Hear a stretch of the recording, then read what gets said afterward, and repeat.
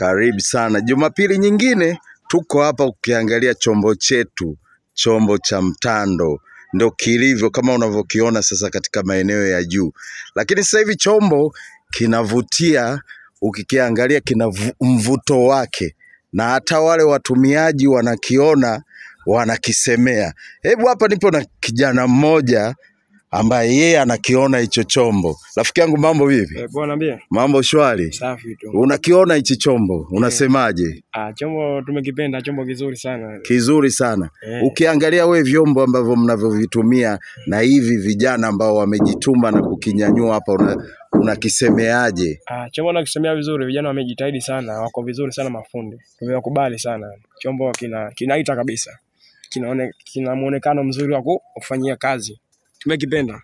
Okay, hichi chombo tumetoka nacho tangu kilipokuwa kinaanza na leo kinaleta mvuto wake. Unaona baadhi ya watu wanakuja wanakishangaa baada ya kuona chombo kiko hapa. Lakini vijana bado wako kazini na maendeleo yanafanyika. Ukikumbuka tulitoka wapi wakati chombo kinaanza na sasa hivi muonekano wake unasema kwamba watu kweli, binadamu wanafanya kazi. Na hii ndio kazi ya mikono ya binadamu ambayo inaonekana hapa. Na mategemeo yao kwenda chombo kiende. Hebu tumtafute jamaa ambaye yeye muhusika hapa, atuambie ndoto yao leo lini. Tushuke chini kidogo tuone kwamba chombo chetu kimefikia wapi na kinakwenda wapi.